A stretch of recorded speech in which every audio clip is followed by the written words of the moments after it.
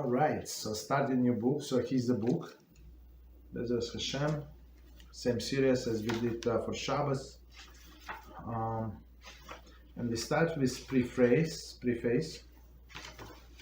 So the preface says the laws of the Yom Tov are in many ways similar to those of Shabbos. So there are, I would put it differently, there are only few differences. There are differences, but not only few of them. We have dealt with laws of Shabbos at length in previous works, right? So we work Radiance of Shabbos, Sanctuary of Shabbos, Shabbos Kitchen, Shabbos Home Volume 1, Shabbos Home Volume 2, etc. Okay. So the focus of this volume is primarily on Halachos that are unique to Yom Tov. There is an area of Yom Tov different from Shabbos laws. So since not everybody were, when we learn all of these laws of Shabbos, so I'll try my best, bli neder.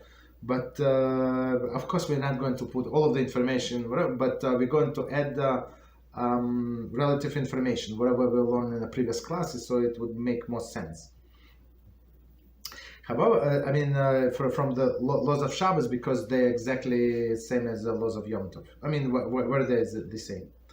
However, it was our original goal to provide a thorough guide to the laws of Yom Tov on a practical level, and therefore we include many laws that are commonly applicable even when they're identical to the laws of Shabbos. Okay, so he's going to give us some overview, help us with with some laws, but we're going to add. No, don't worry. Continue. The 39 categories of Melachos, labors, are defined as Shabbos prohibition applied to Yom Tov as well, although in some instances they are treated more leniently. The following are a list of those categories.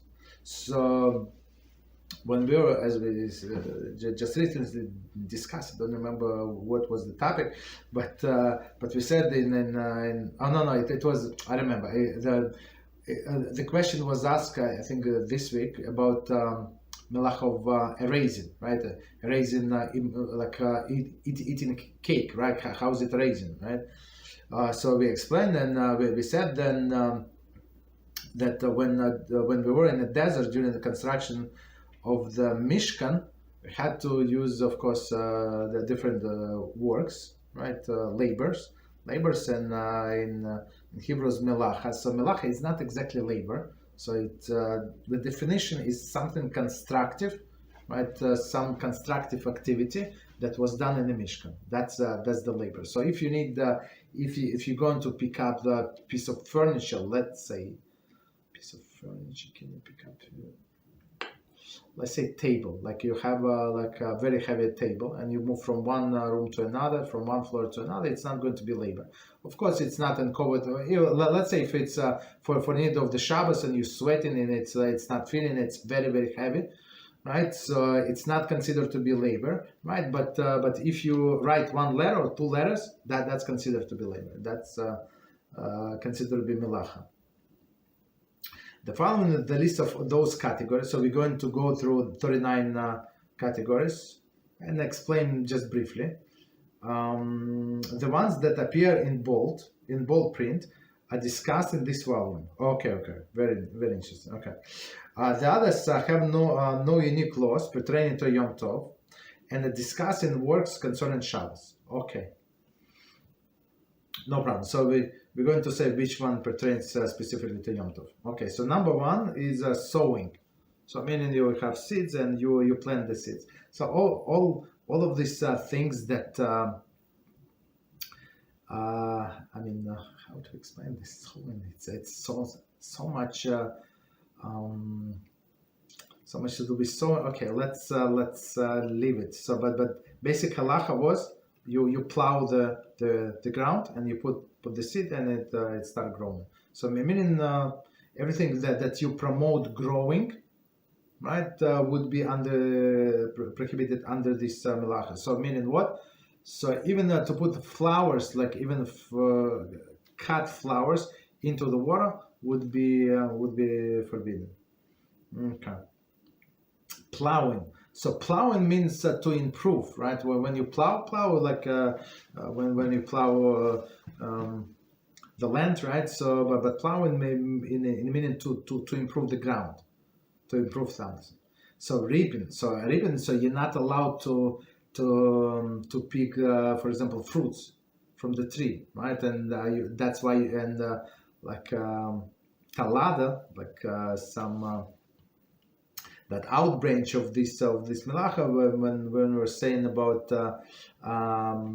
combing one's hair on Shabbos, right? So that's reaping, because you might accidentally rip a hair from your head, right? Next one is gathering. So when you gather together, like harvest. Okay. Next one is threshing. So threshing in a Mishkan, threshing means that what was threshing? So you have a seed, right? And you have a husk around it. So and you thresh it, meaning to get the husk out and out of the seed. Okay. So meaning like extracting liquids would come under this prohibition, right? For example, you want to squeeze fruits, right? So we're not allowed to squeeze fruits on Shabbos. So it would be under this prohibition, meaning that you squeeze, you extract something from that is trapped inside. That's a basic definition. So it's number 5. Number 6, winnowing. So winnowing, when people gather grains, right? So first they thresh it, and then the winnow they throw it up, right? And usually they had all of these places on a hill or something, right? So where the wind is blowing, so the wind is going to blow the chaff, right? This garbage part, and only the good part remains, the kernel. That's what we can. That's what winnowing. So winnowing, it's meaning that you select something from you separate something from something. So that's so winnowing in our situation would be to separate. Let's say so you have cluster of grapes and one is spoiled, and the rest is good, or let's say two is spoiled. So you're not allowed to separate this spoiled one from the good one. So you're allowed to eat good one and leave the spoiled behind. So that's winnowing. Okay. So next one. So now, as the author say, now comes in a bold. Bold means that it's pertain to us, like that we're going to discuss in this sefer, meaning the selecting, right? Selecting. Okay. Now selecting, right? Okay. Now grinding. So grind means what? That you had some like big substance and you reduced to the small substance. So what was it in the Mishkans?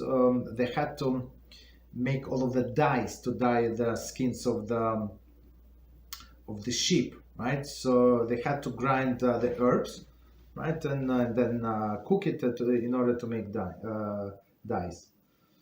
Okay.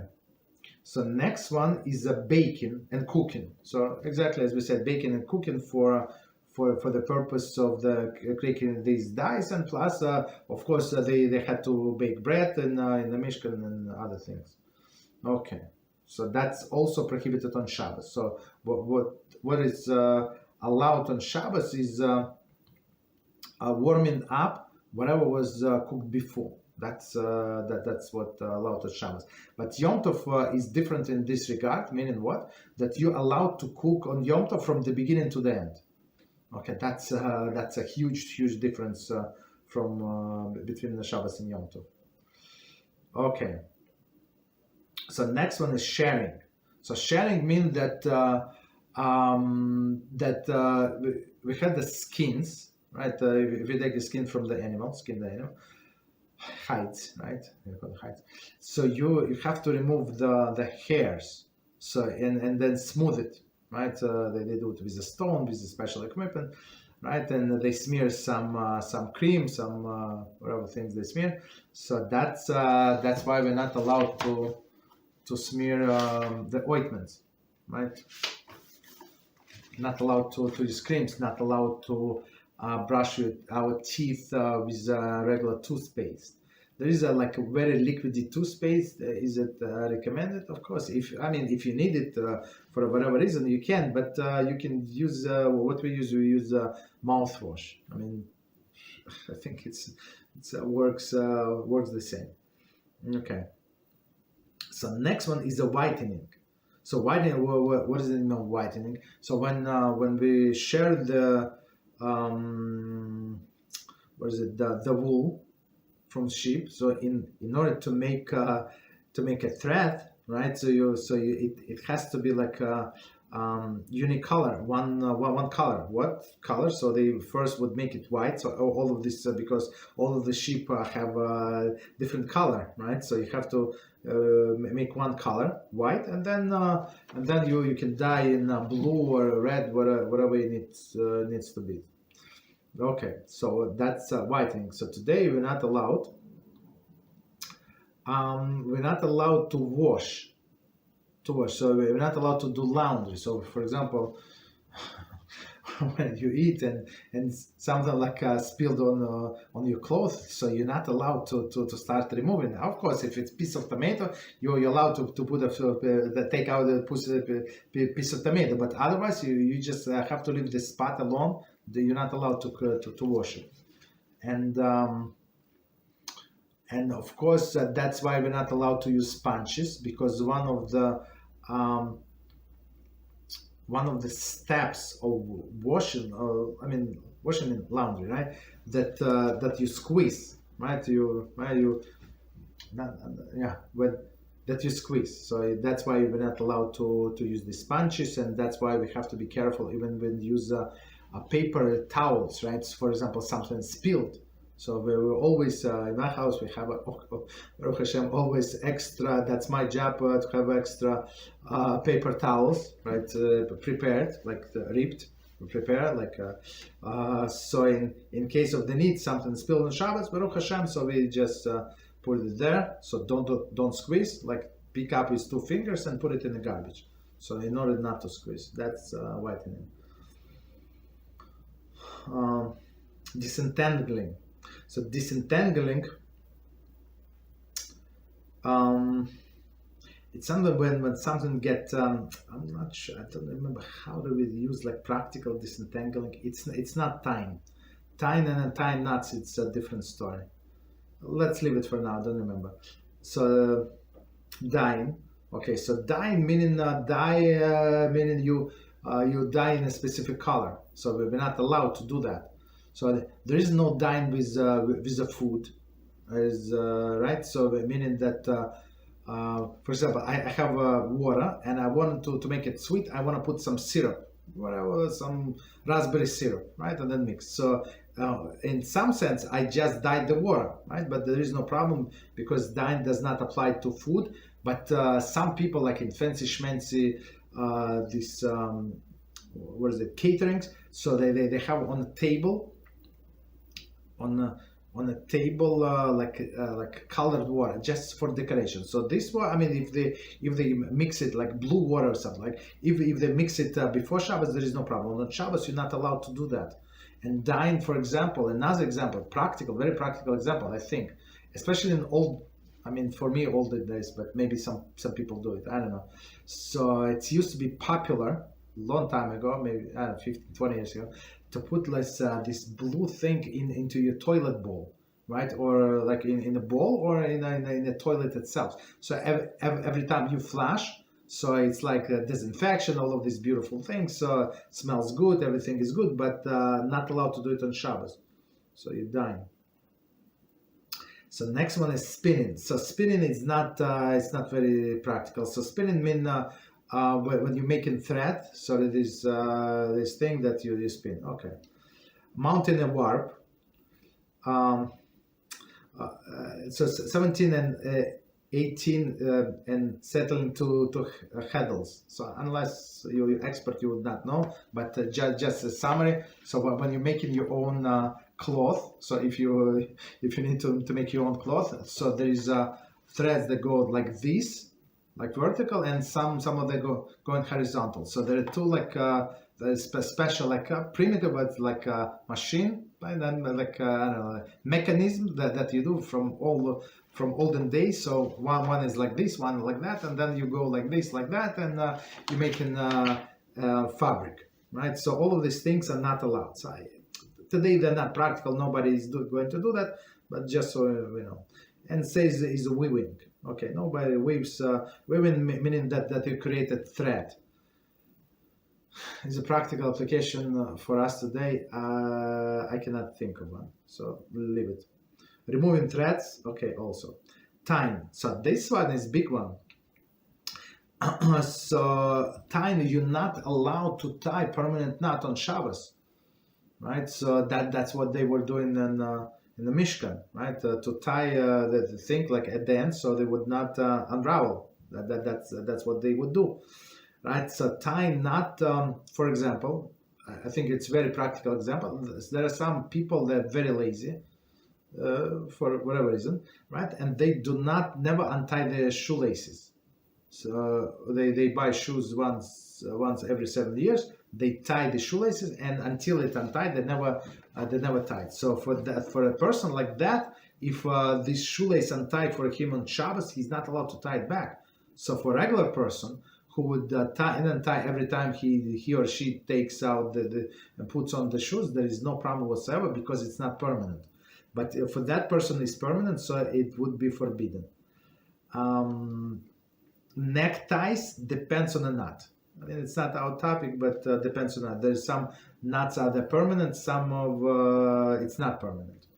So not permanent, simple knot. That's the only that I know how to tie. Simple knot, so it's you can tie on Shabbos. Other more sophisticated you cannot.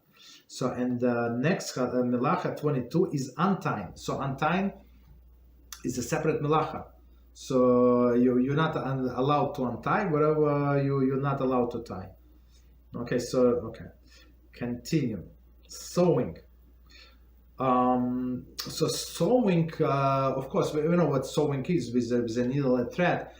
So sewing considered to be halachically the definition when you have a needle, right? So you have two pieces of material. It could be two separate pieces, or even if you have a hole in the same material and you try to fix the hole. So in the Mishkan, what we had sometimes this what is it? The moss, I think that's what moss would eat. They liked wool. They would eat wool and create these holes unfortunately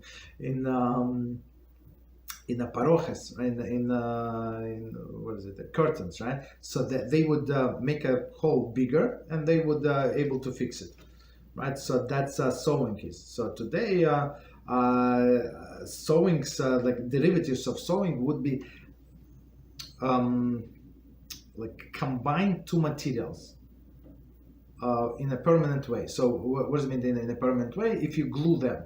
So glue or staple, so that's sewing. Of course, if you sew with a threaded needle, so it has to go up and down. So if you just put a pin through your clothes only once, there is no problem.